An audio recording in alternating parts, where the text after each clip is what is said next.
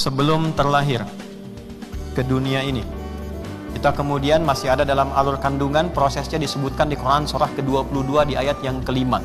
Dirinci lagi di Quran surah ke-23 Al-Mu'minun dari ayat 11 sampai dengan ayat ke-13. Kemudian sampai usia 4 bulan roh ditiupkan, Quran surah ke-15 ayat ke-28.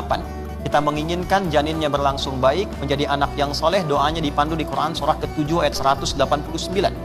Ketika dilahirkan, hal pertama apa yang harus diberikan pada anak yang baru lahiran? Ibu mesti melakukan apa? Ayah tugas pertamanya apa? Turun Quran surah kedua ayat 233. Diberikan ASI sampai usia 2 tahun.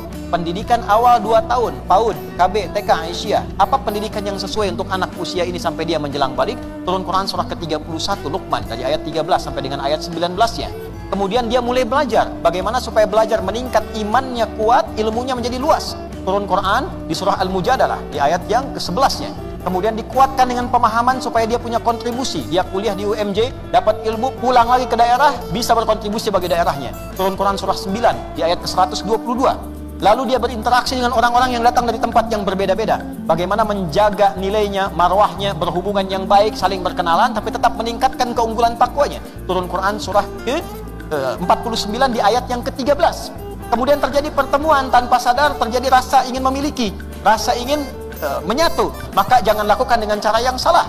Mengenal dulu ta'aruf, Quran surah 49 ayat 13. Berikan mahar yang benar, Quran surah keempat ayat keempat. Terjadi pernikahan, Quran surah ke-30 di ayat yang ke-21. Dijelaskan kalau sudah menikah, ini kewajiban suami, ini kewajiban istri. Yang pokoknya di Quran surah keempat ayat ke-34. Maka suami dirinci lagi bagaimana mengimplementasikan itu. Maka turun metodologi infak. Infak ketika dikerjakan tidak mudah mengerjakannya, mungkin ada tantangan. Diurai untuk menyelesaikannya ada Quran di surah ke-17 di ayat ke-79 sampai dengan ayat ke-81.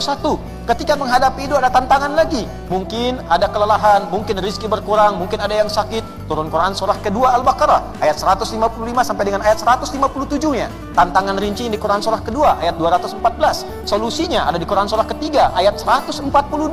Istri juga tidak mudah menjaga anak, kadang-kadang rewel, berkata ada panduan lagi Quran surah ke-17 di ayat 23 sampai dengan ayat 27. Semuanya butuh kesabaran, butuh hal yang kuat. Kadang-kadang sampai kita kembali ke masa awal. Turun Quran surah ke-22 di ayat yang kelima. Sampai kemudian muncul usia 40 tahun, anaknya mulai tumbuh, bagaimana berbakti pada orang tua dalam usia yang itu. Kalau sukses, tetap lihat orang tuanya. Muncul Quran surah ke-46 di ayat yang ke-15. Apakah hidupnya akan abadi? Tidak, akan mendekat kepada masa ujungnya. Kadang-kadang dia sakit, muncul doanya. Quran surah ke-26 ayat 80. Kalau penyakitnya parah sampai dokter mengatakan ini mustahil, tapi bagi Allah ada solusinya. Turun kisahnya di Quran surah ke-21 ayat 83 sampai dengan ayat 84. Sampai tiba sakaratul maut kalau ingin husnul khatimah.